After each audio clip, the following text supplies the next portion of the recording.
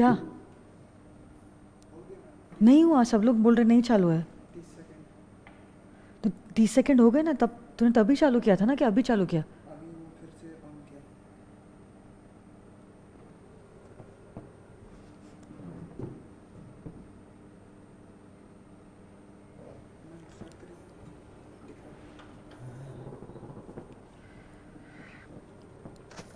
A very good afternoon to all of you all. Am I audible as well as visible? Please let me know.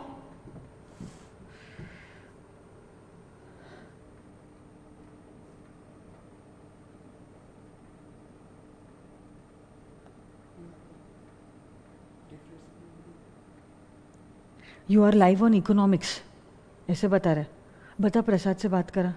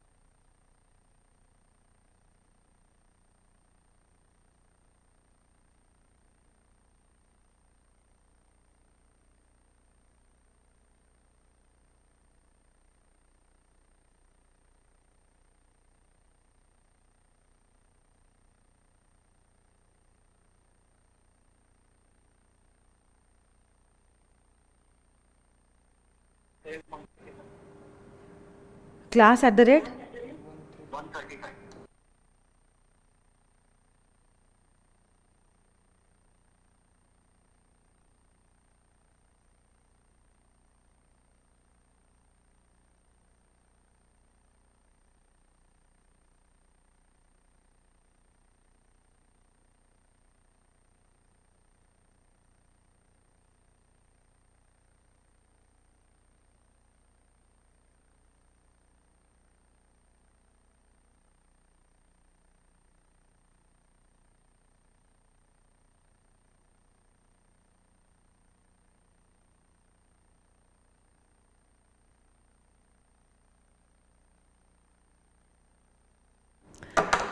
Okay, so very good afternoon to all of you all. How are you all, my dear friends?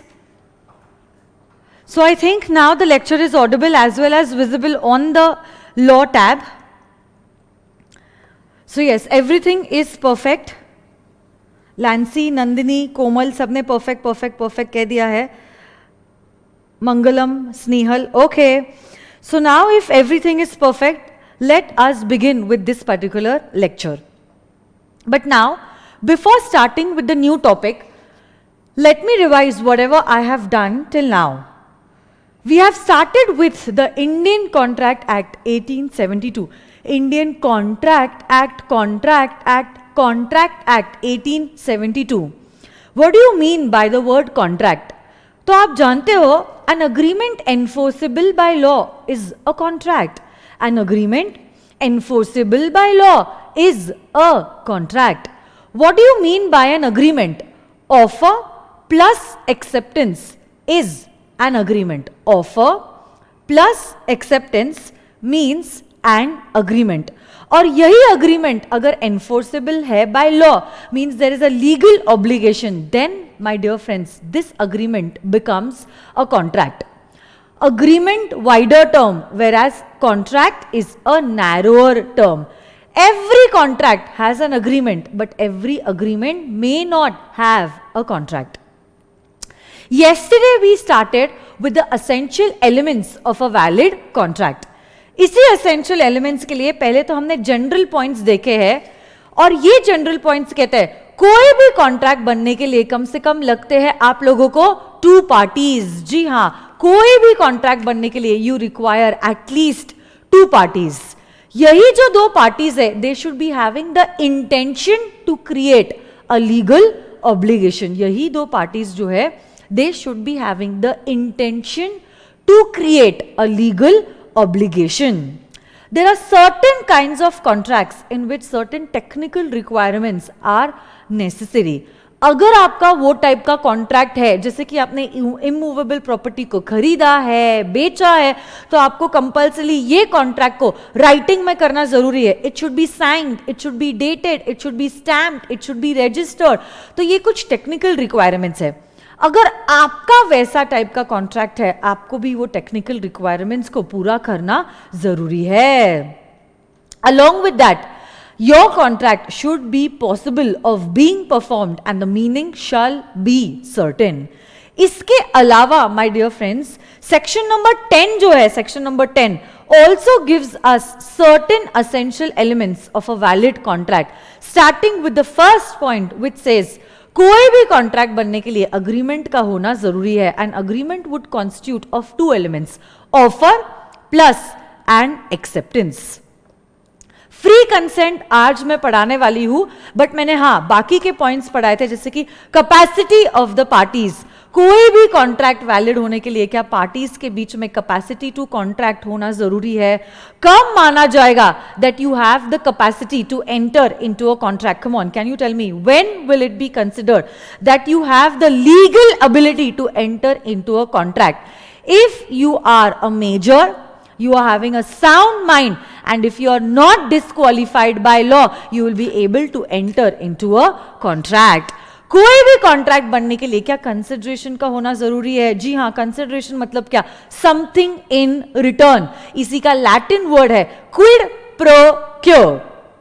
No consideration, no contract. Consideration होना तो जरूरी है. Along with that, your consideration shall also be lawful. Object of the contract shall also be lawful, and it should not be something that is declared void. ये जो void वाला point है, point number last, 6th point will be done in unit number 3. Currently I am going to point number 2, which is relating to free consent. तो सुनिए मेरी बात. Free consent.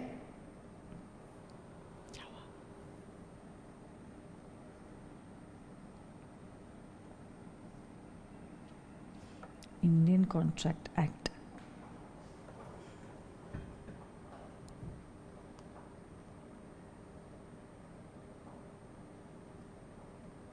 Okay.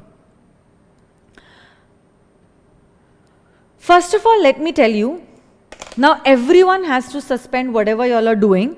Okay? You all only are supposed to concentrate on law. Sit straight like good children, your eyes and ears open. अब मैं नया topic शुरू करने जा रही हूं, so till that time I don't want any disturbance from you all. सुनो मेरी बात, ठीक है?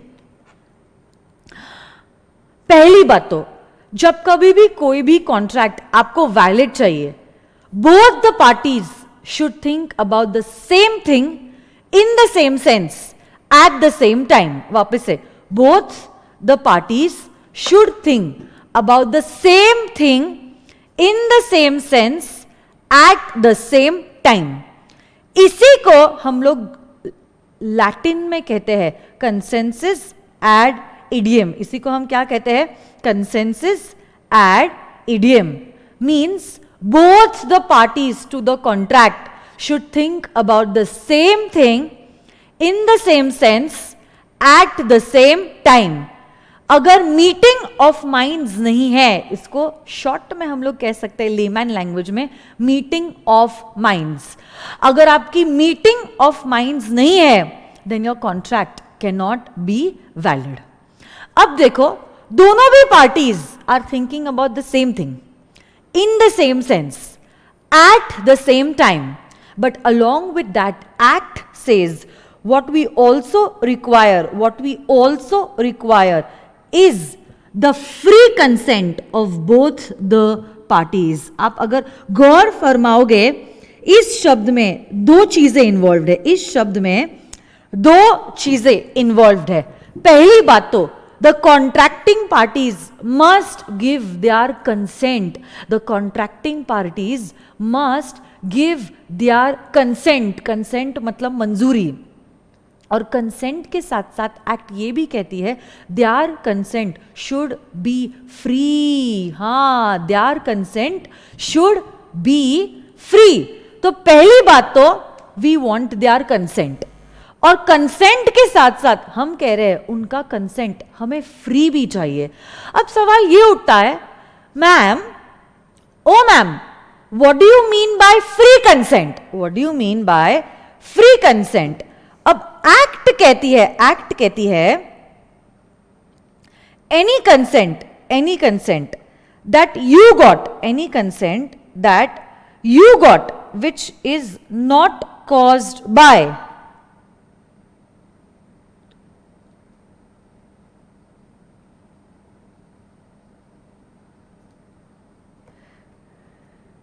any consent that you got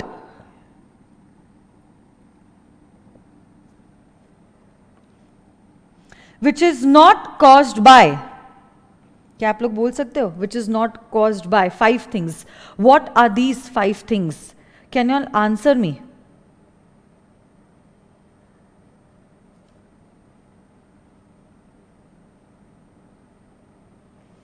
I'm waiting for your answers in the chat box.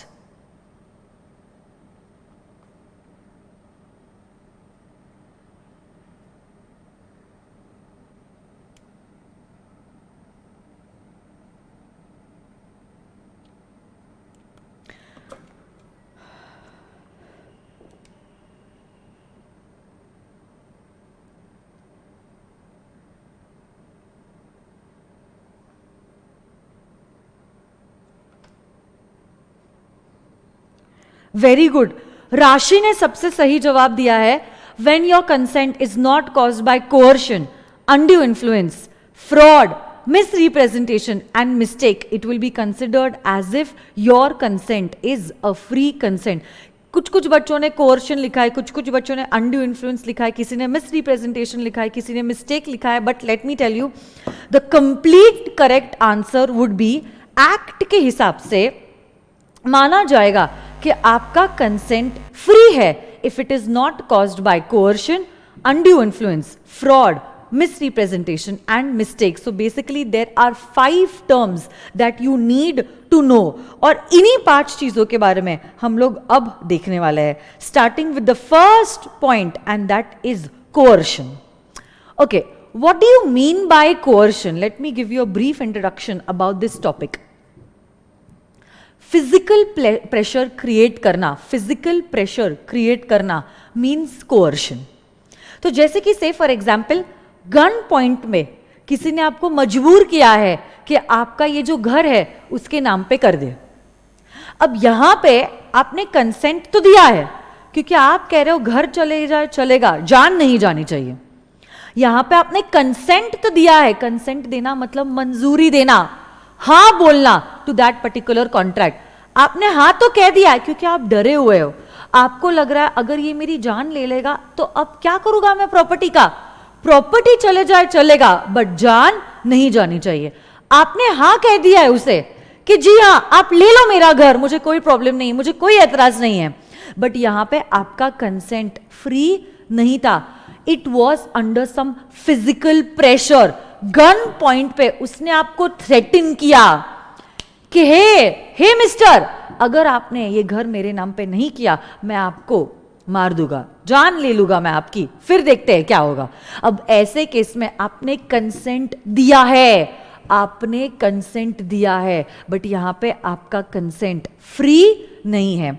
माना जाएगा कि आपका consent has been caused by coercion. आपका consent has been caused by coercion. Coercion मतलब फिजिकल प्रेशर अप्लाई करना. पीपीटी बुक्स में जैसे आप देख ही सकते हो, देखो यहां पे क्या हुआ है. नाना पाटेकर ने गन पॉइंट पे आरके को थ्रेटन किया, कहा कि हे आरके, तू मुझे 20 लाख का लोन दे, वो भी without taking any interest from me, और ये लोन मैं रीपे करना चाहूंगा तो करूंगा, नहीं तो मैं नहीं करूंगा, मेरी मर्जी मेरा मन. अब ऐसे केस में ऑब्वियस ही बात है 20 लाख रुपए से तो ज्यादा आरके को अपनी जान की कीमत है, तो अब वो ये कॉन्ट्रैक्ट के लिए अपना कंसेंट देता है, बट यहां पे उसका कंसेंट फ्री नहीं माना जाएगा that his consent has been given under coercion मतलब physical pressure.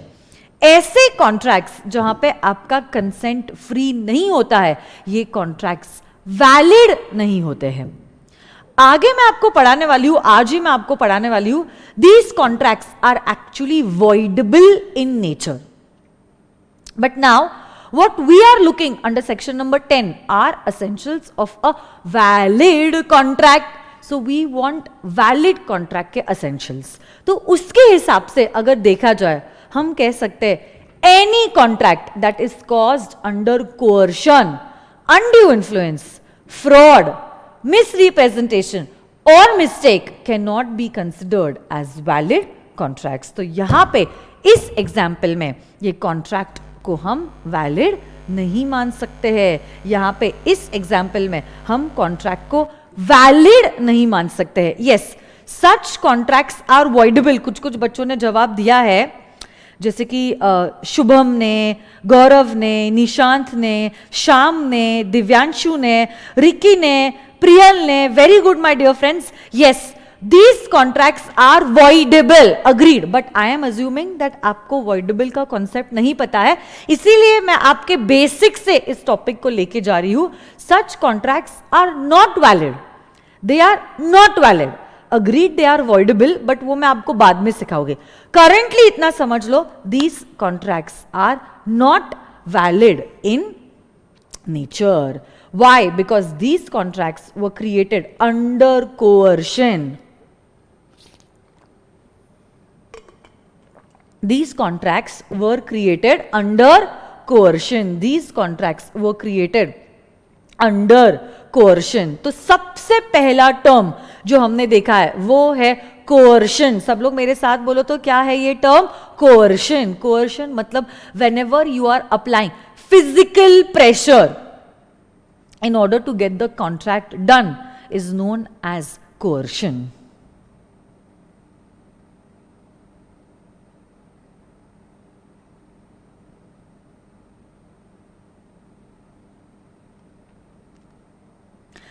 Next point, my dear friends, undue influence. Next point is talking about undue influence. नाम में लिखा है undue influence, मतलब आपकी influence का आप गैर फायदा उठा रहे हो।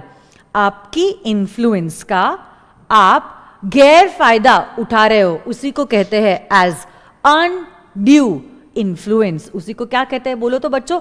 undue influence. आपकी पोजीशन का आप गैर फायदा अनड्यू एडवांटेज उठा रहे हो, उसी को कहते हैं अनड्यू इन्फ्लुएंस। जैसे कि से फॉर एग्जाम्पल, आपकी कॉलेज की टीचर आपको बोल रही है कि अगर आप चाहते हो आप बीकॉम में पास हो जाओ, आपकी ये जो गाड़ी है वो मुझे गिफ्ट कर दो। अब यहां पे टीचर ने अपनी पोजीशन का गैर फायदा उठाया है और आपको कह रही है कि अगर आप पास होना चाहते हो, आपकी कार उन्हें बर्थडे में गिफ्ट कर दे। अब यहां पे आप हां तो कह दोगे because you don't want to fail BCom, मतलब अगर आप बीकॉम फेल हो जाओगे आपकी इज्जत क्या रहेगी मार्केट में, राइट? आप आपकी कार उनको दे तो देते हो, बट यहां पे आपका कंसेंट फ्री नहीं था। It was caused under influence. आपने हाँ बोला बट इन्फ्लुएंस में आके आपने हाँ बोला है। ऐसे कॉन्ट्रैक्ट्स को भी हम वैलिड नहीं मानेंगे। अगर आप देखोगे कोअर्शन और अनड्यू इन्फ्लुएंस दोनों में एक प्रेशर क्रिएटेड है, बट कोअर्शन में there was a physical pressure, whereas undue influence में the pressure is moral, it is more mental as compare to physical. यहां पे टीचर ने क्या आपको मारने की, जान लेने की धमकी नहीं दी है, but it is more psychological and mental. Undue influence में आपका प्रेशर फिजिकल नहीं होता है, it is more mental and it is more moral in nature. और यहां पे अनड्यू इन्फ्लुएंस में some sort of relationship is existing between you and the other party, जबकि कोअर्शन में it is not necessary that there is some kind of relationship between you and the other contracting party. Another example of undue influence could be a lawyer and his client. बेचारे client ने सब सच बोल दिया lawyer को, ये सोचते हुए कि अब लॉयर उसको बचाएगा. अनफॉर्चुनेटली लॉयर बड़ा ही शैतान निकला. He should have maintained confidentiality, but अब वो क्या कर रहा है, क्लाइंट को ही धमका रहा है, हे क्लाइंट मुझे 50 लाख रुपए ट्रांसफर कीजिए, या मेरी वाइफ की बर्थडे पार्टी 5 स्टार होटल में थ्रो कीजिए, तो ही he will keep my mouth shut, otherwise media के सामने मैं आपका पर्दाफाश कर लूंगा. What is this? He is taking undue advantage of his position. इसी को कहते हैं एज अनड्यू इन्फ्लुएंस. इसी को क्या कहते हैं बोलो तो बच्चों? Undue influence. यहां पे फिजिकल प्रेशर, यहां पे मॉरल प्रेशर, ये कोर्शन है, ये अनड्यू इन्फ्लुएंस है. आपकी स्क्रीन के सामने आपको एक पीपीटी नजर आ रहा होगा. देखो ये पीपीटी क्या कह रहा है. यहां पे there is an old weak father who has only one who has say he has 3 sons, but only one son, the youngest son, is the one who is taking care of him. अब ये जो सबसे छोटा बेटा है वो कह रहा है कि हे पापा, आपकी जो भी सारी प्रॉपर्टी है आप मेरे नाम पे कर लो, नहीं तो मैं आपका ख्याल रखना बंद कर दूंगा. वैसे भी दोनों भी जो बड़े भाई है वो आपका कुछ ख्याल रख रहे नहीं है, उनके घर तक में आने नहीं दे रहे हैं, तो अब आपके पास कोई दूसरी जगह नहीं है जहां पे आप जा सकते हो. अगर आप चाहते हो कि मैं आपका ख्याल रखूं और मैं आपको इस घर में एंट्री दूं, तो अब ऐसे केस में आपकी सारी प्रॉपर्टी जो है वो मेरे नाम पे ट्रांसफर कर दीजिए. बेचारे कमजोर बूढ़े पापा के पास और कोई चारा भी नहीं था. उन्होंने ये सारी की सारी प्रॉपर्टी जो है अपने बेटे के नाम पे ट्रांसफर कर दी. अब उस केस में देखो ना यहां पे क्या हुआ है, प्रॉपर्टी बेटे के नाम पे ट्रांसफर हुई है, बट यहां पे पापा का कंसेंट फ्री नहीं है. It has been caused by undue influence by his son. Such contracts can not be considered as valid contracts. तो देखो 2 टर्म्स हमारे अभी तक हुए हैं. Yes, very good. नंदिनी कह रही है another example could be a master and his servant. Very good. Kanak ने भी वही एग्जाम्पल दिया था. Employer employee, Nirali, very good. Rashi भी वही कह रही है, ma'am senior takes advantage of the junior. So yes, all these examples are examples of undue influence. तो देखो अब 2 केसेस में कहां पे कंसेंट फ्री नहीं होता है. 1 in case of coercion and second is undue influence. अब चलते हैं तीसरे पॉइंट पे, and that is fraud and misrepresentation. हाँ, और यही फ्रॉड एंड मिसरिप्रेजेंटेशन मैं आपको बताना चाहती हूं थ्रू 1 एग्जाम्पल इटसेल्फ, और उसी 1 एग्जाम्पल से दोनों भी चीजें कवर करना चाहती हूं. देखो यहां पे क्या हुआ है. Okay, listen to me very carefully. देखो यहां पे क्या हुआ है. सबसे पहले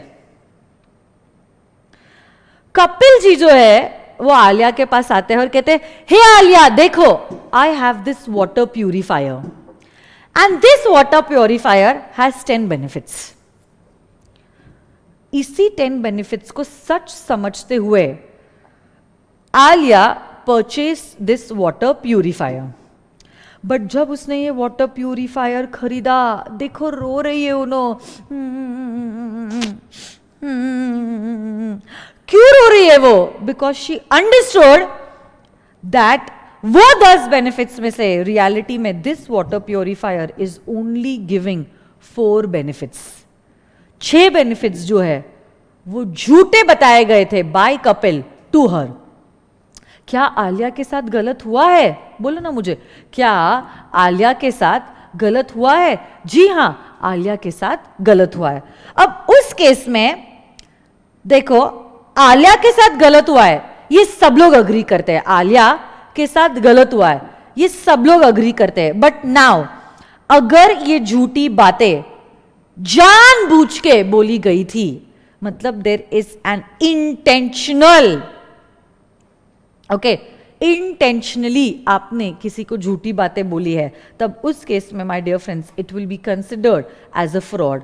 बट अगर say for example Kapil is just a sales person, उसको तो जो सेल्स मैनेजर ने कहा था वही उसने कस्टमर को बोला था. ही वॉज नॉट अवेयर कि ये 10 में से एक्चुअली सिर्फ 4 ही बेनिफिट्स अवेलेबल है और 6 झूठे हैं. अब उस केस में माय डियर फ्रेंड्स, अगर आपने मिस स्टेटमेंट इनोसेंटली किया है, then it will be considered as a misrepresentation. Then it will be considered as a misrepresentation. आप समझने की कोशिश कीजिए, चाहे ये फ्रॉड है या चाहे ये मिस रिप्रेजेंटेशन है, चाहे ये फ्रॉड है या चाहे ये मिस रिप्रेजेंटेशन है. Mister dude, hey dude, you have some problem. आप ऐसे स्माइलीज क्यों भेज रहे हो ग्रुप में? ओके, चाहे ये फ्रॉड है या चाहे ये मिस रिप्रेजेंटेशन है, डज नॉट रियली मैटर. दोनों भी केसेस में झूठी बातें आलिया को बोली गई थी और उसके साथ धोखा हुआ है. और इसीलिए एक्ट कहती है, चाहे आपने जानबूझ के झूठ बोला है या गलती से आपने झूठ बोला है, फर्क नहीं पड़ता है. It will be considered as if the contract is not a valid contract. और यहां पे आलिया का कंसेंट फ्री नहीं माना जाएगा, क्योंकि अगर उसको सच पता होता कि इस वाटर प्योरीफायर में 10 नहीं 4 ही बेनिफिट्स है, चाहे वो हो सकता है शायद वो प्रोडक्ट को ना खरीदती, हो सकता है कि शायद वो प्रोडक्ट को ना खरीदती. हाँ, तो इसीलिए एक्ट कहती है माय डियर फ्रेंड्स, फ्रॉड और मिस रिप्रेजेंटेशन के केस में कॉन्ट्रैक्ट वैलिड नहीं होता है. कॉन्ट्रैक्ट वैलिड नहीं होता है. तो अब देखो 4 पॉइंट्स, क्या आप लोग मुझे बता सकते हो कब कब कंसेंट फ्री नहीं होता है? कम ऑन, फास्ट फास्ट. 4 पॉइंट्स कब कब आपका कॉन्ट्रैक्ट जो है उसमें कंसेंट फ्री नहीं होता है.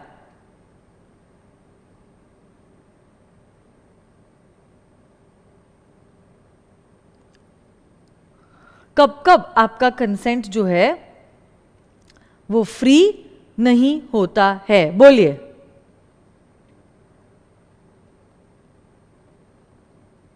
वेरी गुड काजल. नंदनी, क्या बात है. Urvashi, what is wrong with the boys? Why aren't the boys answering? Some problem my dear friends? So अभी तक मैंने आपको बताया है 4 केसेस में आपका कंसेंट फ्री नहीं होता है. Coercion, undue influence, fraud and misrepresentation. एक आखिरी पॉइंट है mistake, but mistake will be taught to you all in unit number 3. तो अब देखो हमारे सेक्शन 10 के कौन से पॉइंट्स खत्म हो गए हैं.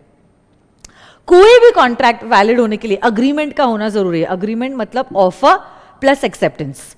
Parties should be having the capacity to enter into a contract. कब माना जाएगा that you have the capacity to enter into a contract? When you are major, sound mind and not disqualified by law. Consideration का होना जरूरी है. No consideration, no contract. Along with that, consideration shall be lawful. Your object shall be lawful and your consent shall be free. Free consent means a consent which is not caused by coercion, undue influence, fraud, misrepresentation and mistake. I told you all point number 6 will be done in unit number 3. So this is all about section number 10. मैं क्या करूंगी, एक छोटा सा song play कर लेती हूँ अभी, और उसी के बाद I am going to move to the next concept which is relating to the types of contracts. Because types of contracts is a lengthy topic, I will just play a nice song for you all and then we can start with the topic.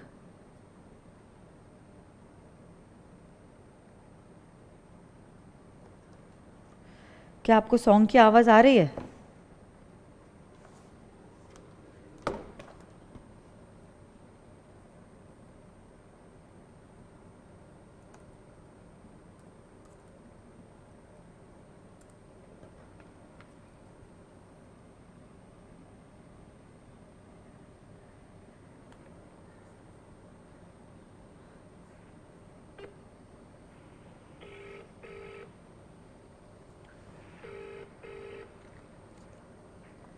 अरे song play करना था, आवाज नहीं आ रही है.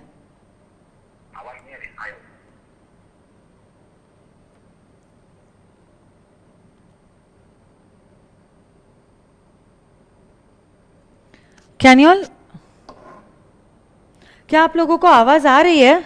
Check check check. Who is कशिश?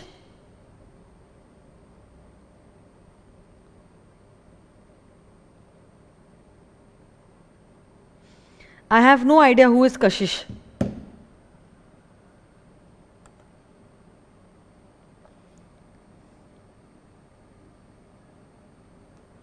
मुझे तो song की आवाज ही नहीं आ रही है.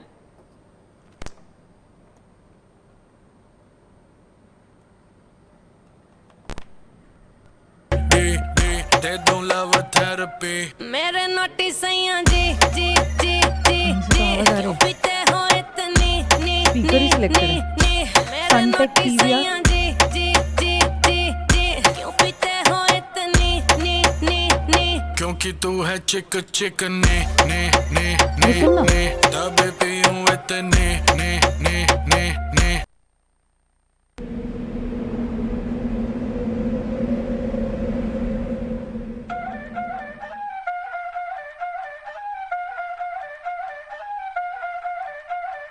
ए पापी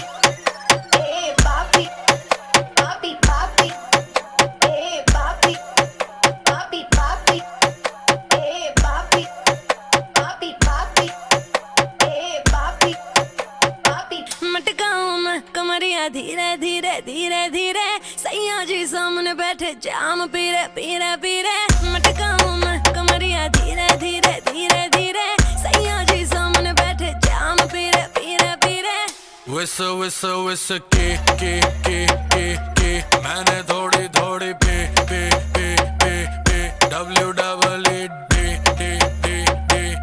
दे दूं लव थेरेपी. मेरे नोटी सैया जी जी जी जी जी क्यों पीते हो इतनी नी नी नी नी मेरे नोटी सैया जी जी जी जी जी क्यों पीते हो इतनी नी नी नी क्योंकि तू है चिक चिक ने तबे पीऊं इतने ने क्योंकि तू है चिक ने तबे पीऊं इतने ने जाने दे गाड़ी भगाने दे गला सा सूकर पैग लगाने दे जाने दे गाड़ी भगाने दे गला सा सूकर है 2 पैग लगाने दे. जिंदगी जुआ जुए से पैसा कमाने दे म्यूजिक बनाने दे आग लगाने दे जिंदगी गाड़ी को धक्का लगाने दे टुक टुक नहीं खेलूंगा सीधा छक्का लगाने दे. मटकाऊं मैं कमरिया धीरे धीरे धीरे धीरे सैया जी सामने बैठे जाम पीरे पीरे पीरे मटकाऊं मैं कमरिया धीरे धीरे धीरे धीरे सैया जी सामने बैठे जाम पीरे पीरे पीरे विस के मैंने थोड़ी थोड़ी पे WEE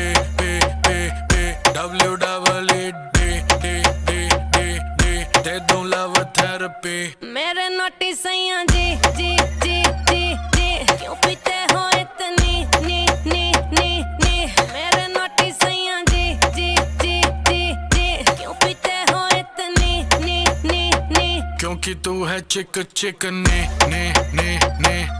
तबे पीऊं इतने ने क्योंकि तू है चिक ने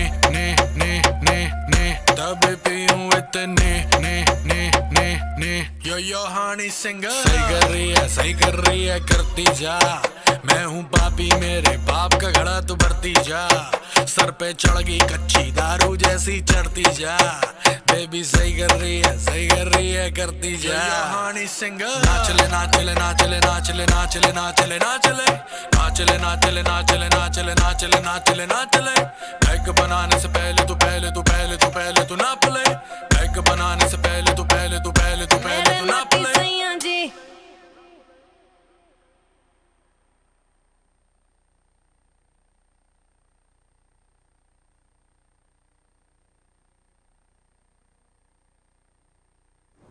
Okay, so the break time's over. Check. Okay.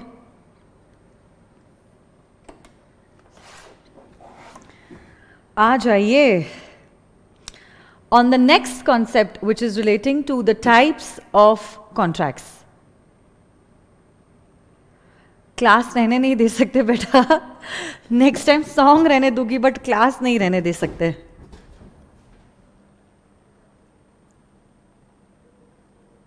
Check check check check.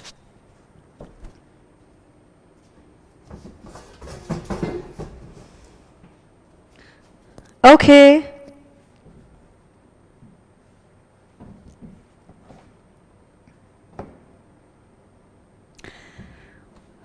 types of contracts. Okay, I know you all are back, even I am back. Come on. सबसे पहला type on the basis of validity, आपको दिख रहा है आपके chart book पे, on the basis of validity, chart number 1.2. अभी तक तो हमारा पिछले 2 दिनों में एक ही चार्ट कंप्लीट हुआ है. Now we are starting with chart number 1.2. What is this point talking about? It is talking about types of contract. So अलग अलग basis पे आपके contracts अलग अलग types में divided है. सबसे पहला जो type है that is on the basis of validity. So on the basis of validity, my dear friends, contracts are classified into 5 types. The first, which is the most easiest, is a valid contract. So what do you mean by a valid contract? ऐसा कोई भी contract जिसमें हर वो कोई essential जो act में दिया गया है वो प्रेजेंट है, ऐसे कॉन्ट्रैक्ट को कहते हैं एज अ वैलिड कॉन्ट्रैक्ट. ऐसा कॉन्ट्रैक्ट, कैसा कॉन्ट्रैक्ट? ऐसा कॉन्ट्रैक्ट जिसमें हर वो कोई चीज जो प्रेजेंट होनी चाहिए अकॉर्डिंग टू द एक्ट, अगर वो प्रेजेंट है, then such a contract is known as a valid contract. Then such a contract, my dear friends, is known as a valid contract. मतलब proper offer, proper acceptance, legal obligation, lawful consideration, lawful object वगैरह वगैरह वगैरह. कल हमने जो कुछ भी देखा है, हर वो कोई चीज जो प्रेजेंट होनी चाहिए, अगर वो प्रेजेंट है तो ऐसे कॉन्ट्रैक्ट को कहते हैं एज अ वैलिड कॉन्ट्रैक्ट. हाँ, ऐसे कॉन्ट्रैक्ट को क्या कहते हैं? As a valid contract. Next point number 2 जो है, देखो पॉइंट नंबर 1 रीड करते हैं. What is point number 1 saying? Agreement which is binding and enforceable is a valid contract. It means what? Basically, it contains all the essential elements of a valid contract. It contains all the essential elements of a valid contract. Second point जो है, point number 2 is talking about a void contract. Void का मतलब होता है invalid. Void का मतलब क्या होता है? Invalid. But now, what is a void contract? सुनो ना मेरी बात. What is a void contract? ऐसा कोई कॉन्ट्रैक्ट जो इनिशियली तो वैलिड था. हाँ, आपने एकदम सही सुना है. ऐसा कोई कॉन्ट्रैक्ट जो इनिशियली तो वैलिड था,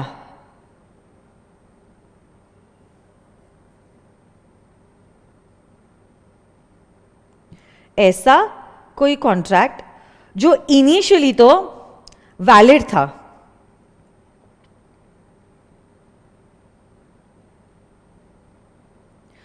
but later on performing that contract was not possible. But later on ऐसी कोई घटना हुई, ऐसा कोई हादसा हुआ जिसकी वजह से अब उस कॉन्ट्रैक्ट को परफॉर्म करना पॉसिबल नहीं है, तो ऐसे कॉन्ट्रैक्ट्स को कहते हैं एज वॉइड कॉन्ट्रैक्ट्स. मैं वापस से कहना चाहती हूं, ऐसा कोई कॉन्ट्रैक्ट जो इनिशियली तो वैलिड था, ऐसा कोई कॉन्ट्रैक्ट जो इनिशियली तो वैलिड था, बट लेटर ऑन ऐसी कोई घटना हुई, ऐसा कुछ हादसा हुआ जिसके वजह से अब वो कॉन्ट्रैक्ट को परफॉर्म करना पॉसिबल नहीं है, ऐसे कॉन्ट्रैक्ट को कहते हैं एज अ वॉइड कॉन्ट्रैक्ट.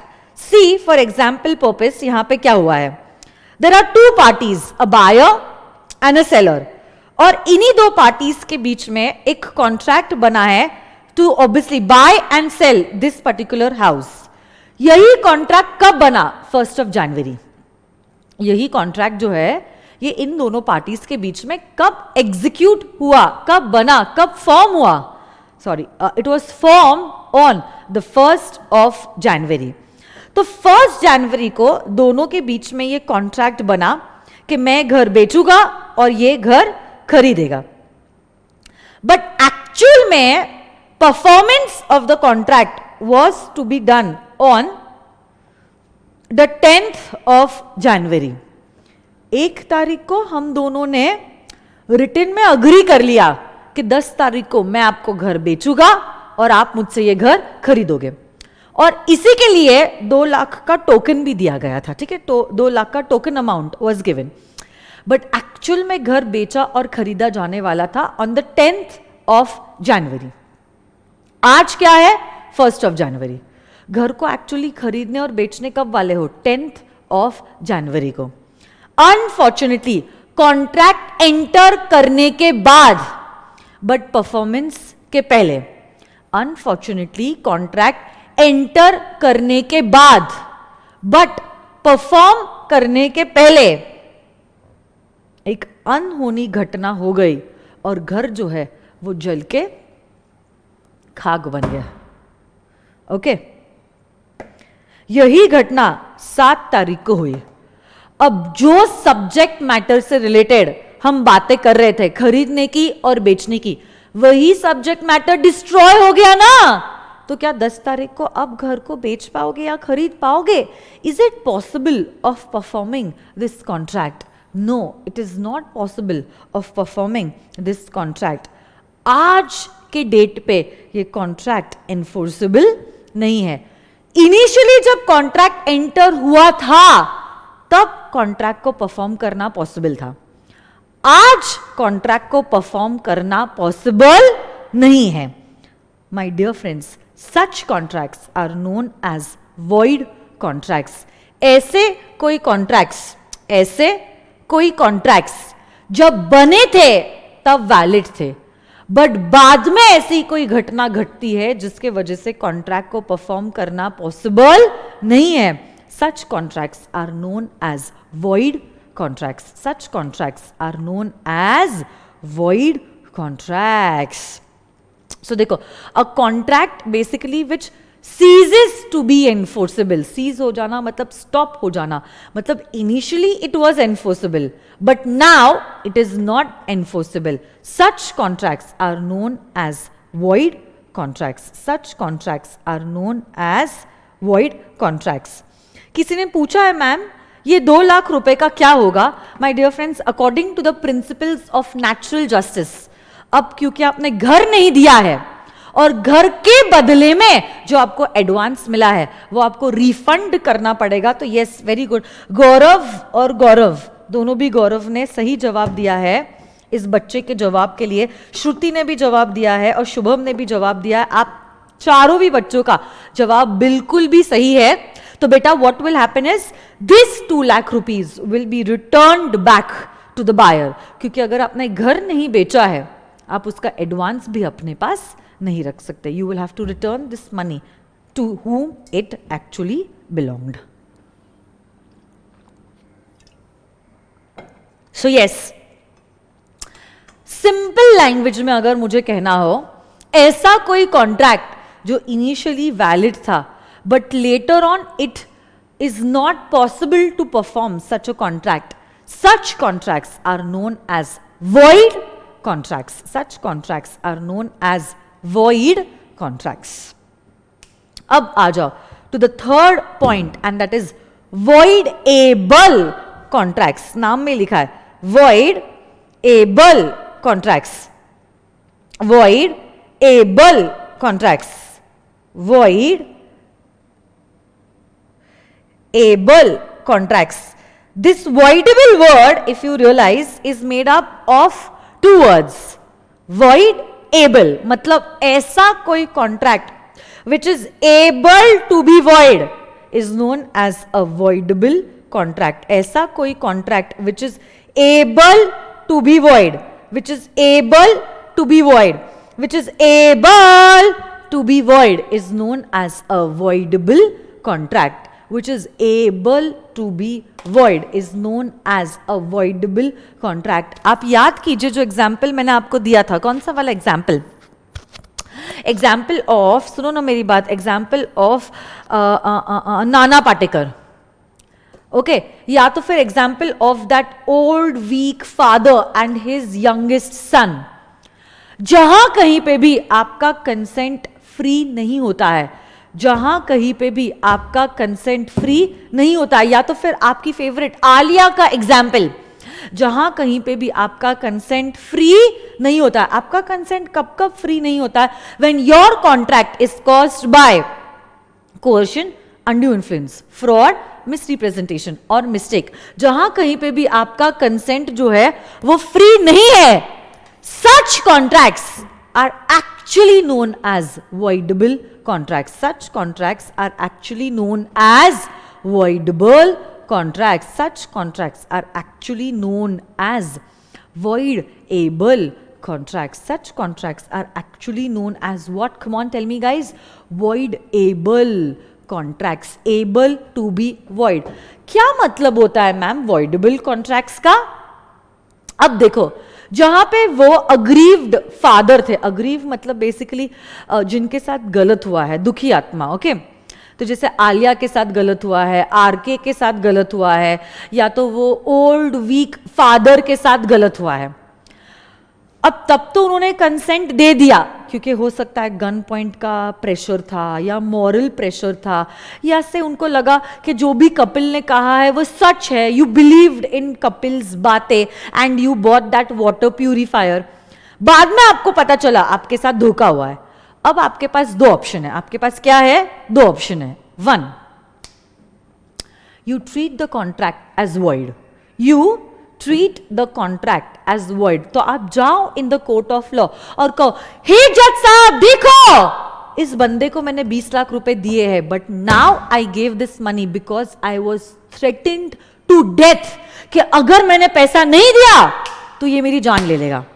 यहां पे मैंने कंसेंट जरूर दिया है जज साहब, बट मेरा कंसेंट फ्री नहीं है. सिमिलरली आलिया कहेगी, हे जज साहब देखो, इस बंदे ने मुझे ये 10 बेनिफिट्स कहे थे, बिलीव करते हुए कि इस वाटर प्योरीफायर में ये 10 बेनिफिट्स है, मैंने ये वाटर प्योरीफायर को खरीदा, बट रियलिटी में जज साहब ये सिर्फ 4 बेनिफिट्स ही सही निकले, बाकी बातें झूठी निकली. अब मुझे ये वाटर प्योरीफायर नहीं चाहिए, आप ये वाटर प्योरीफायर ले लीजिए, मुझे मेरा पैसा दे दीजिए. मतलब हमने क्या किया यहां पे? हमने कॉन्ट्रैक्ट को वॉइड ट्रीट किया है. क्या किया है हमने यहां पे? कॉन्ट्रैक्ट को वॉइड ट्रीट किया है. बट देखो, अगर आरके चुप रहता है, बूढ़े पिताजी चुप रहते हैं, या आलिया कहती है वो वाटर प्योरीफायर 5,000 रुपए का है, लॉयर की फीस ही 10,000 रुपए होगी, let me keep my mouth shut, समझ लो ये 5,000 रुपए डोनेट कर दिए उस कंपनी को. अब ऐसे केस में then the contract remains to be a valid contract. Then the contract remains to be a valid contract. मतलब अगर आप कोर्ट का दरवाजा खटखटाते हो और आपके साथ जो गलत हुआ है उसके अगेंस्ट आवाज उठाते हो, तब कॉन्ट्रैक्ट वॉइड होगा. Otherwise the contract will remain to be a valid contract. ऐसा कोई contract which is able to be void, able to be void is known as a voidable contract. Is known as a voidable contract. Is known as a voidable contract. So basically such contracts which are enforceable by law at the option of one of the parties and not at the option of the other party is known as a voidable contract. अगर मैं चाहूँ तो उसको valid treat करूँ, अगर मैं चाहूँ I can take action against the other party and I can treat the contract to be a void contract.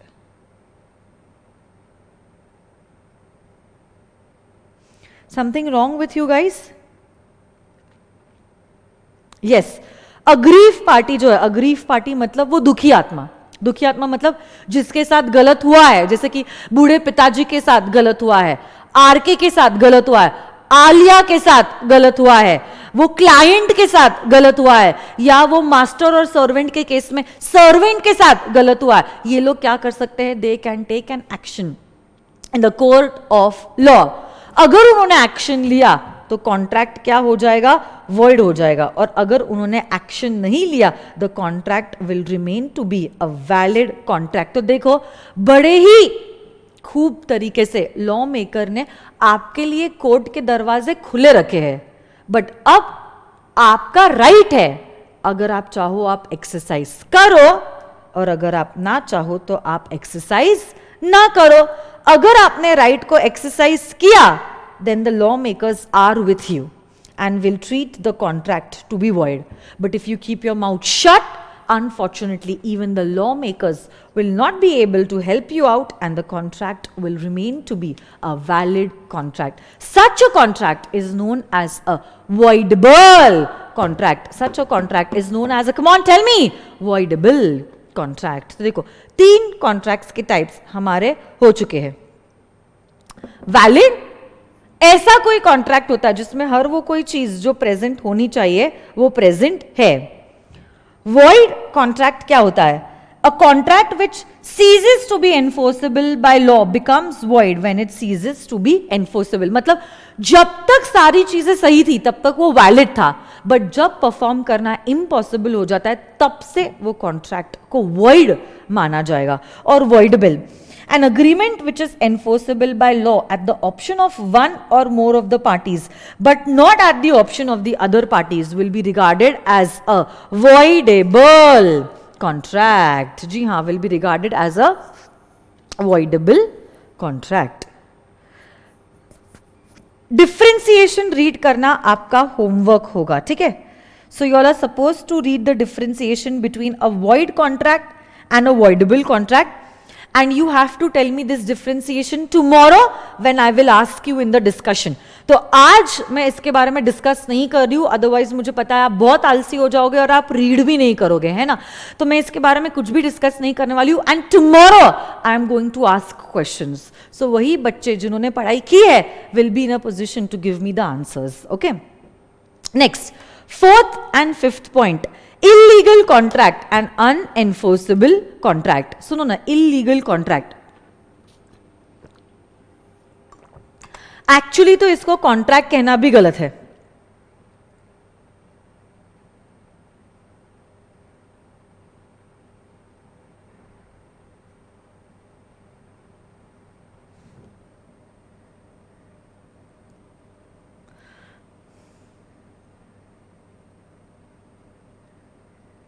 Actually तो इसको कॉन्ट्रैक्ट कहना भी गलत है. It is going to be considered as an illegal agreement. देखो ना, ऐसा कोई अग्रीमेंट जिसमें जो लॉ ने फॉरबिड किया है मतलब प्रोहिबिट किया है, ऐसे अग्रीमेंट को कहते हैं एज एन इलीगल अग्रीमेंट. जैसे कि से for example, A enters into a contract with B to kill C. मुझे बताओ, किसी का खून करना, किसी का मर्डर करना क्या लॉ में अलाउड है? Of course not. Killing somebody और किसी का खून करना, मर्डर करना is forbidden by our laws. It is forbidden करना मतलब बैंड है, प्रोहिबिटेड है. It's a criminal offence my dear friends. अगर ऐसा कोई अग्रीमेंट आप किसी के साथ करते हो जिसमें आपका objective is forbidden by law, it is known as an illegal agreement. तो मैं तो चाहूंगी इनफैक्ट आप यहां पे कॉन्ट्रैक्ट शब्द को हटा के अग्रीमेंट ही लिख दो, क्योंकि ये कभी कॉन्ट्रैक्ट बन ही नहीं सकता है. Because one of the elements is missing over here to form a valid contract, and that is a lawful object. यहां पे आपका ऑब्जेक्ट ही ऐसा कुछ है जो लॉ मेकर ने प्रोहिबिट किया है, फॉरबिडन किया है. फॉरबिडन करना मतलब प्रोहिबिट करना, बैन करना. तो ऐसी चीज आप कर ही नहीं सकते हो. Yes, very good. कोई बच्चे कह रहे it is void ab initio. Perfecto, एकदम perfect my dear friends. Void ab initio. Void मतलब इनवैलिड, एब इनिशियो मतलब राइट फ्रॉम द बिगिनिंग. यहां पे कभी कॉन्ट्रैक्ट हमारा बना ही नहीं था. It is void ab initio, void right from the beginning. तो ऐसा कोई अग्रीमेंट जिसके द्वारा आपने कोई ऐसा काम करने का डिसाइड किया है जिसको कानून ने प्रोहिबिट किया है, ऐसे अग्रीमेंट को हम मानेंगे as an illegal agreement. Yes, ठीक है। Next, unenforceable contract. Unenforceable contract, what is an unenforceable contract? अब सुनो, unenforceable contract, a contract which is good in substance. Okay, तो ऐसे तो सब कुछ सही है, but now there is a certain technical defect, there is a certain technical defect. Such a contract is known as an unenforceable contract, but because it is good in substance it's not a big deal. आप ये technical defect को correct कर सकते हो, और जैसे ही आप ये टेक्निकल डिफेक्ट को करेक्ट कर लेते हो, my dear friends, this unenforceable contract becomes enforceable. Then this unenforceable contract becomes enforceable. जैसे कि से फॉर एग्जाम्पल, जैसे कल मैंने आपको एग्जाम्पल दिया था, आपका बर्थडे है और आपके बर्थडे पे मैं आपको एक 5 लाख रुपए का चेक देती हूं। आज की डेट लिखती हूं, पे आपका नाम लिखती हूं, अमाउंट 5 लाख रुपीज वर्ड्स में, फिगर्स में, सब कुछ कर देती हूं except for signing this cheque. अब देखो, this cheque okay is good in substance, सब कुछ सही है, ओके सब कुछ सही है, but now there is one thing that is missing. There is a technical defect in this check. And what is this technical defect? That there is no signature of the drawer of the check which is required. ये एक technical defect है, but because this technical defect is there, unfortunately आप ये check का amount claim नहीं कर सकते हो। So basically it is unenforceable in nature. But अब मुझे बताओ, मैं आपको चेक दे देती हूँ एनवोलोप में, मस्त हैप्पी बर्थडे मस्त लिख के, स्माइलीज वाइलीज बना के, कार्ड दे के, बट जैसे ही आप इसको ओपन करते हो, you realise that there is no sign. फिर आप आते हो मेरे पास और कहते हो, मैम, ओ मैम, शायद से आप साइन करना भूल गए। अब जब मैं साइन करती हूँ, ये टेक्निकल डिफेक्ट को क्या मैं करेक्ट कर लेती हूँ? अब जब मैं साइन करती हूं, क्या मैं ये टेक्निकल डिफेक्ट को करेक्ट कर लेती हूं my dear friends? Yes, I am now correcting my technical defect. So whenever I correct my technical defects, this unenforceable contract becomes enforceable in nature. This unenforceable contract becomes enforceable in nature. किसी ने पूछा है, ma'am can it become enforceable again? Yes Kashish, as soon as I correct the defect, the unenforceable contract becomes enforceable in nature. Simple. हाँ, बाकी सारी चीजें तो सही है ना, 2 पार्टीज है, कॉम्पिटेंट है एंड वगैरह वगैरह, तो इसीलिए it is good in substance. सिर्फ there is some technical defect, as soon as you correct the technical defect, it becomes enforceable in nature. तो अब देखो, वापस से मुझे बताओ, अब हमारे पांचों भी टाइप्स हो गए, okay? On the basis of enforceability, or on the basis of validity, आपको जो अच्छा लगता है आप कह सकते हो. Contracts are divided into 5 types. Can you tell me these 5 types? 1. Valid, void, voidable, illegal agreements and unenforceable contracts. सब लोग मेरे साथ बोल सकते हो क्या? On the basis of validity, contracts are divided into 5 types. Valid, void, voidable, illegal and unenforceable contracts. Yes or no guys? Yes.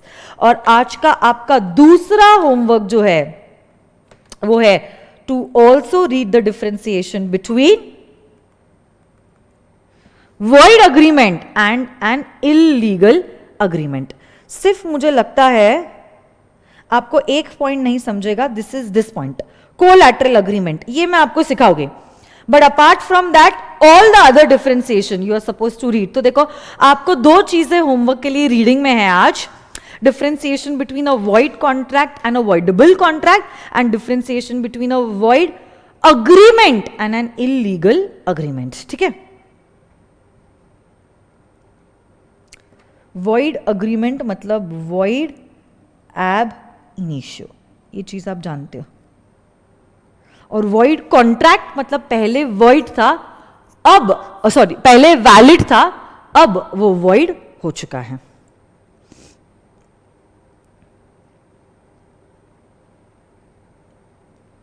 ओए bye bye नहीं बोलना है सुयश. लेक्चर अभी तक खत्म नहीं हुआ है, सिर्फ मुझे याद आया इसलिए मैंने आपको होमवर्क बताया है. मैं ये पूरे टाइप्स ऑफ कॉन्ट्रैक्ट्स को फिनिश करने वाली हूं, जिसके बाद ही आपको छुट्टी दी जाने वाली है. अभी छुट्टी नहीं मिली है, रुको रुको. I still have 15 minutes in my hand. Come on.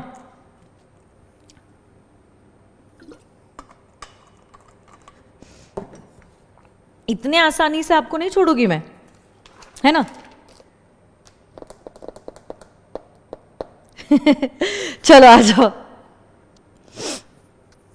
हाँ ना, होमवर्क दिया तो फिर बोलने लग गया बाय बाय मैम. मेरी हैबिट ऐसी है कि जैसे ही मुझे क्लिक होता है या दिखाई देता है मैं तुरंत बोल देती हूँ ये आज का होमवर्क है. ऐसे एंड में नहीं बोलती हूँ, उसकी भी बेचारे की कोई गलती नहीं है.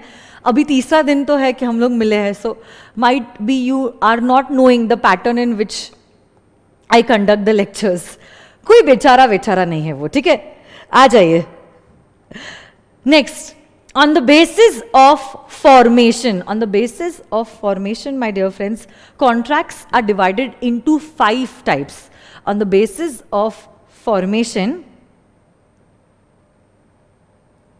hey dude, I don't know what your name is. मुझे भी आप लोगों को पढ़ाने में बहुत ज्यादा मजा आता है ना.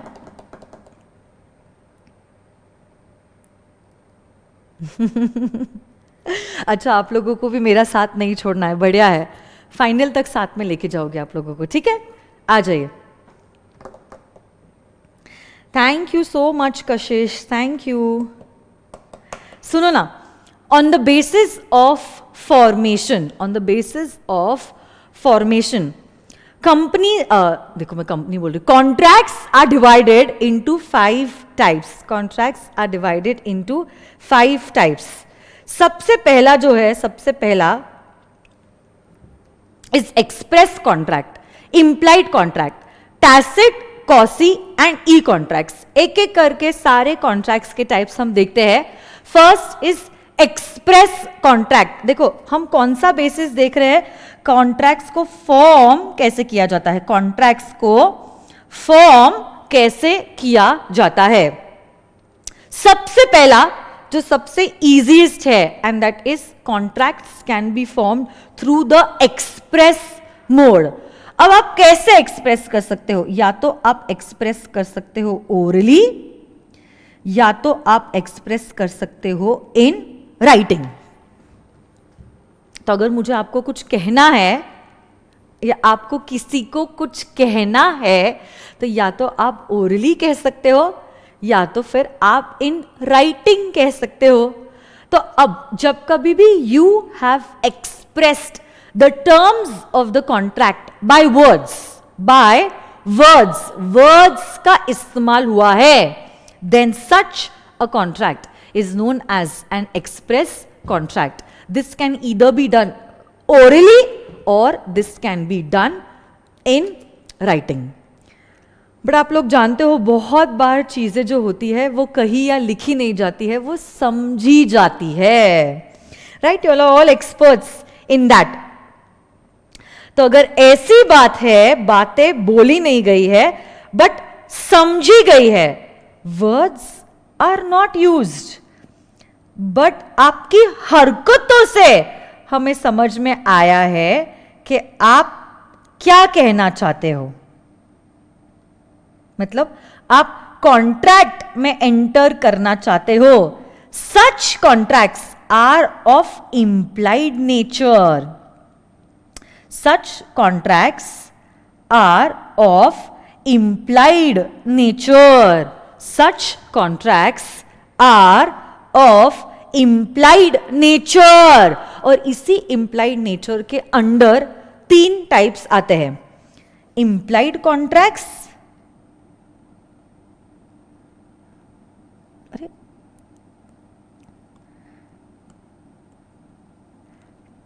tacit contracts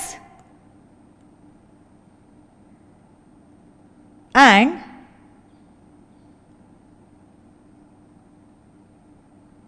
quasi contracts.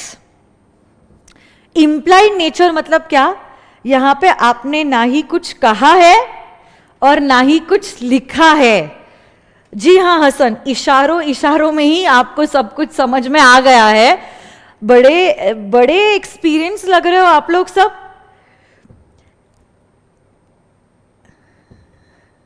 तब ऐसे केस में उसको इम्प्लाइड नेचर कहते हैं।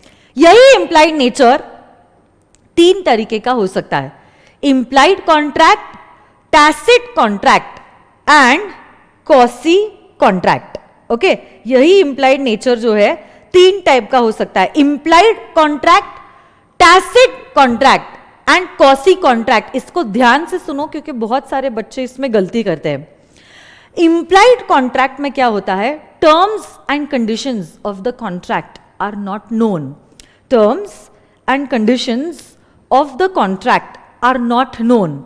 जैसे कि से for example what you do is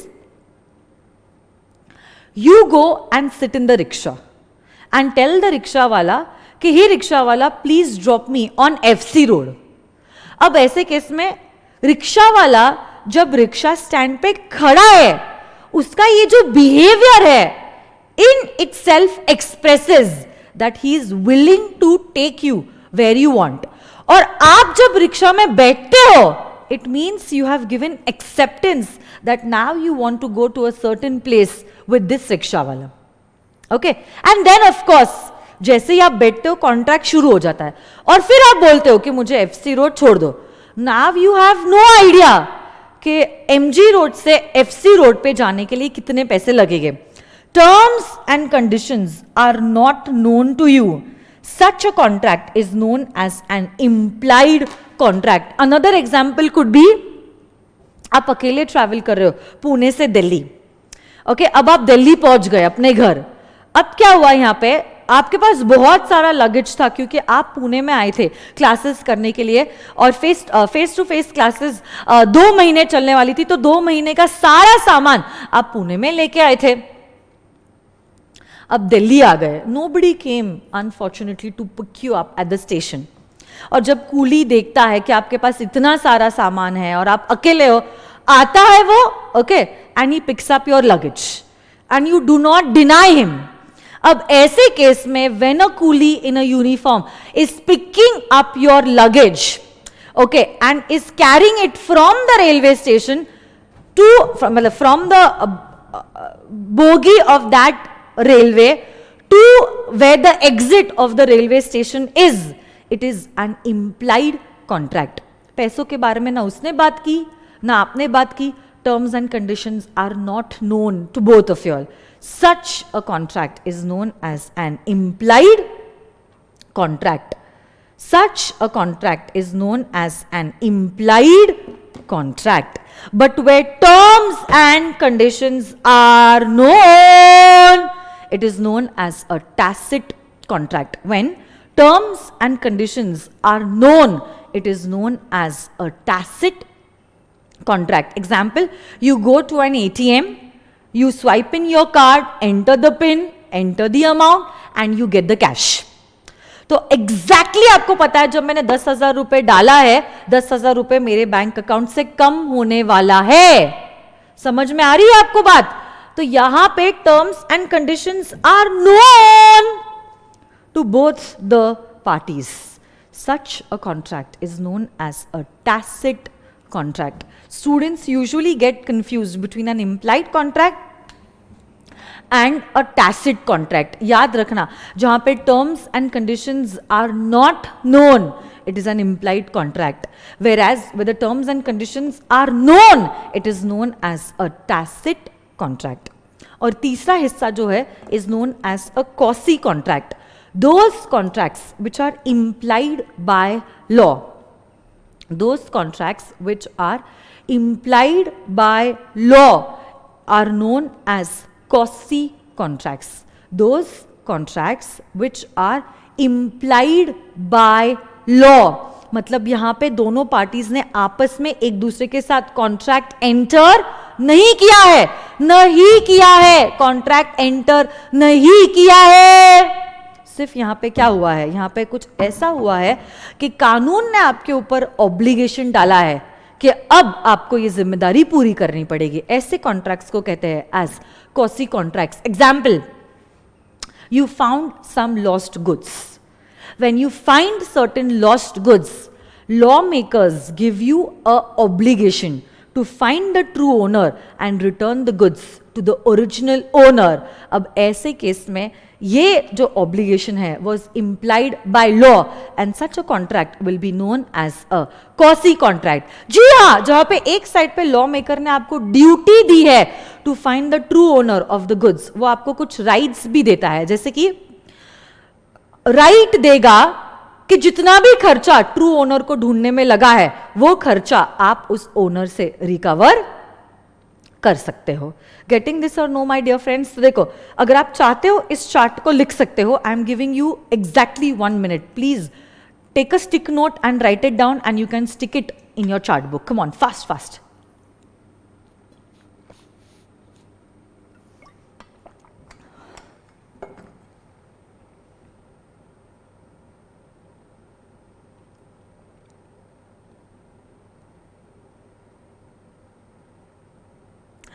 किसी ने पूछा है पेरिशेबल गुड्स के केस में क्या होता है। वैसे तो मैं finder of lost goods quasi contracts में यूनिट नंबर 6 में डिटेल में पढ़ाने वाली हूं, बट बिकॉज कनक आपने ये क्वेश्चन पूछा है, let me tell you, perishable goods के केस में you are allowed to sell the goods. ठीक है,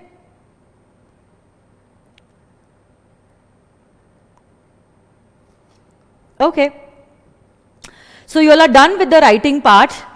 वापस से सुनो मेरी बात। इंप्लाइड नेचर, 3 तरीके के कॉन्ट्रैक्ट्स हो सकते हैं, implied contract, tacit contract and quasi contract. जहां पे terms and conditions are not known, it is an implied contract. where terms and conditions are known, it is known as a tacit contract. And where a contract is implied by law, it is known as a quasi contract.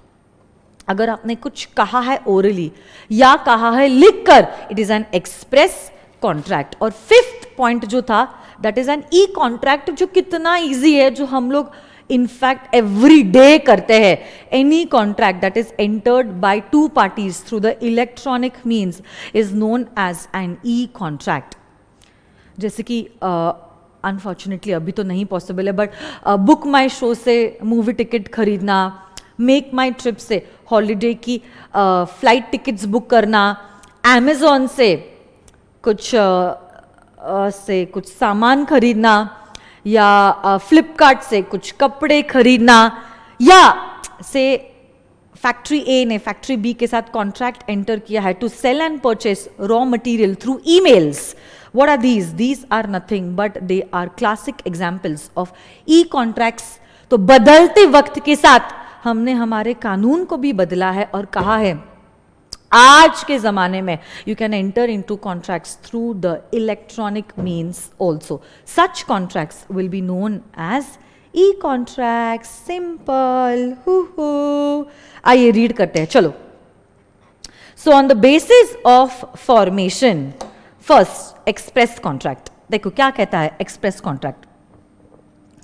If the terms are expressed by words, it could be either in writing or orally, it is known as an express contract. Implied contracts. Implied contracts comes into existence by implication where proposal or acceptance is made otherwise than in words. Promise is said to be implied. यहाँ पे terms and conditions are not known. Terms and conditions are not known. Whereas tacit contracts में terms and conditions are known to the parties. यहाँ पे भी obviously without any words. Okay यहां पे भी otherwise then in words.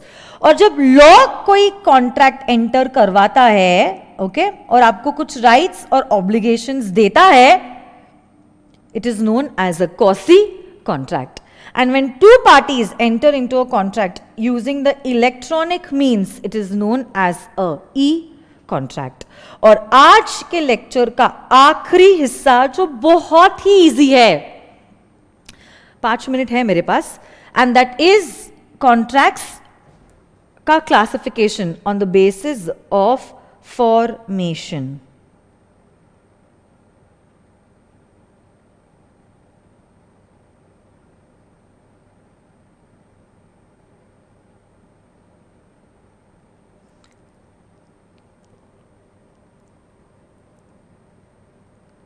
कुछ problem है आप लोगों को?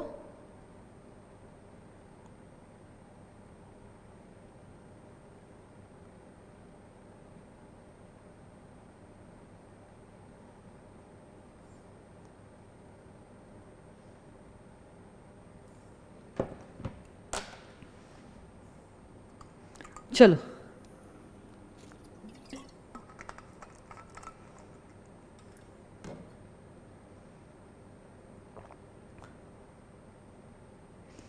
last type,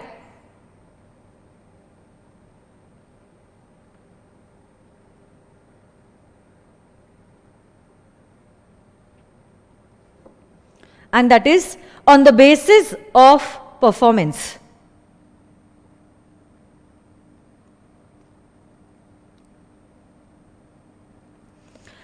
Executed, executory, executed,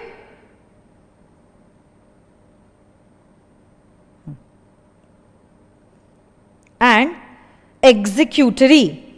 और इसी एग्जीक्यूटरी के दो टाइप्स है, यूनिलैटरल एंड बायलैटरल. एक पीपीटी है, उसी के बेसिस पे ये एग्जाम्पल बताना चाहती हूं. कल जो मैंने आपको ये एग्जाम्पल बताया था, देखो ना यहां पे क्या हुआ है, दो पार्टीज है, Aamir and Shahrukh. There are two parties to the contract, Aamir and Shahrukh. अब देखो यहां पे क्या हुआ है, आमिर ने शाहरुख के साथ एक कॉन्ट्रैक्ट एंटर किया है जहां पे आमिर अपनी गाड़ी बेचेंगे और शाहरुख जो है 50 लाख रुपए देंगे in return of the car.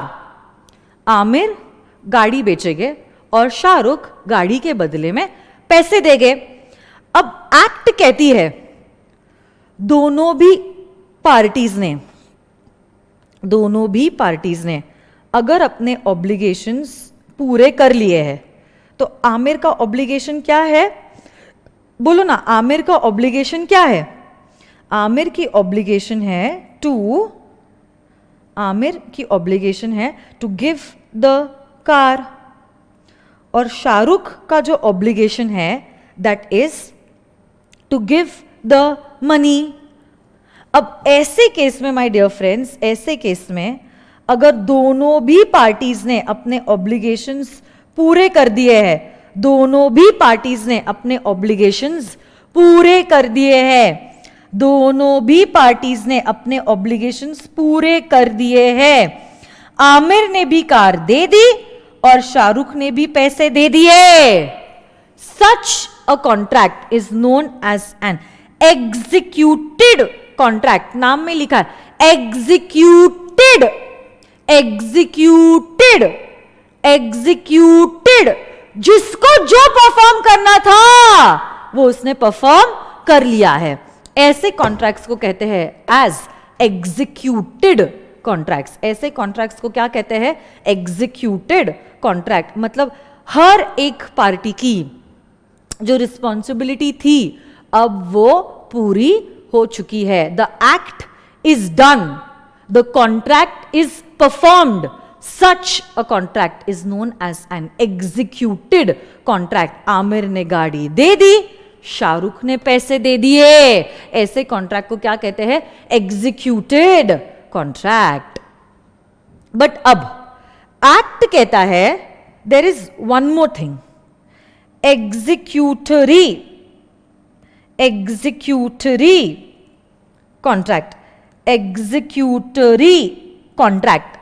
Executory contract में क्या होता है माय डियर फ्रेंड्स, एखादी पार्टी या तो दोनों भी पार्टीज ने अभी तक अपनी ड्यूटी पूरी नहीं की है, एखादी पार्टी ने या तो दोनों पार्टी ने अभी तक अपनी ड्यूटी जो है वो पूरी नहीं की है, ऐसे कॉन्ट्रैक्ट को कहते हैं एज एन एग्जीक्यूटरी कॉन्ट्रैक्ट। एखादी पार्टी ने या तो दोनों भी पार्टीज ने अभी तक अपनी जिम्मेदारी पूरी नहीं की है, ऐसे कॉन्ट्रैक्ट को कहते हैं एज एन एग्जीक्यूटरी कॉन्ट्रैक्ट। से फॉर एग्जाम्पल, आमिर ने तो अपनी गाड़ी दे दी बट शाहरुख ने अपने पैसे अभी तक नहीं दिए, या तो फिर शाहरुख ने तो पैसे दे दिए इन एडवांस बट अभी तक आमिर ने गाड़ी नहीं दी है, या तो ऐसा भी तो हो सकता है हमने आज कॉन्ट्रैक्ट एंटर किया था, आज क्या है, से today is 1st of January, just for example purpose, और परफॉर्मेंस का जो डेट है दैट इज से 10th of January। Contract enter कर लिया 1st Jan को और परफॉर्म होने वाला है 10th Jan को। आज क्या है, आज 1st Jan है, जब सिर्फ कॉन्ट्रैक्ट एंटर हुआ है बट परफॉर्मेंस का समय अभी तक नहीं आया है, तो ना ही आमिर ने गाड़ी दी और ना ही शाहरुख ने पैसे दिए हैं, दोनों के साइड से ऑब्लिगेशन पेंडिंग है, उसको भी हम कहते हैं एज एग्जीक्यूटरी कॉन्ट्रैक्ट। तो अब देखो, जब सारी पार्टीज ने अपने ऑब्लिगेशंस कर लिए हैं, जिसकी जो ड्यूटी थी वो करके खत्म हो चुकी है, ऐसे कॉन्ट्रैक्ट को कहते हैं as an executed contract. But now अगर किसी के साइड से ऑब्लिगेशंस पेंडिंग है, पहली पार्टी के साइड से, दूसरी पार्टी के साइड से, या दोनों भी पार्टीज के साइड से, तो उसको कहते हैं एज एन एग्जीक्यूटरी कॉन्ट्रैक्ट। उसको क्या कहते हैं, एग्जीक्यूटरी कॉन्ट्रैक्ट। उसको क्या कहते हैं, एग्जीक्यूटरी कॉन्ट्रैक्ट। और अब ये जो पेंडिंग चीज है, अगर एक ही पार्टी के साइड से बची हुई है, देखो यहां पे सिर्फ आमिर के साइड से बचा हुआ है, या तो यहां पे सिर्फ शाहरुख के साइड से बचा हुआ है, एक ही पार्टी का ऑब्लिगेशन पेंडिंग है, it is known as unilateral executory. It is known as unilateral executory. It is known as unilateral executory. और अगर दोनों भी पार्टी के साइड से ऑब्लिगेशन पेंडिंग है, it is known as bilateral executory. It is known as, बोलो तो, bilateral executory. Bye मतलब दोनों भी साइड से, यूनी मतलब एक ही साइड से बचा हुआ है। तो देखिए, let me read it out. Executed consideration is in given contract could be act or forbearance, ये हम देखेंगे यूनिट नंबर 2 में। When this act is done or executed or forbearance is brought on record, then the contract is known as an executed contract. And what is an executory contract? अभी तक या तो एक party या तो दोनों भी पार्टी के साइड से ऑब्लिगेशंस पेंडिंग है, it is known as an executory contract. Unilateral मतलब one sided contract, one party ने परफॉर्म किया है और दूसरे के साइड से ऑब्लिगेशन पेंडिंग है। बायलैटरल कॉन्ट्रैक्ट्स वे ऑब्लिगेशन और promise is outstanding on both the parties side, both, और यहाँ पे वन हैज परफॉर्म, अदर का आउटस्टैंडिंग है। So my dear friends, this is all for today. Please remember, you have two things for homework. One, reading the differentiation between void and voidable contract, and two, void agreement and illegal agreement. So, patient listening के लिए धन्यवाद. Thank you very much. See you all tomorrow. Bye bye. Take care. Keep learning, keep revising. See you soon tomorrow.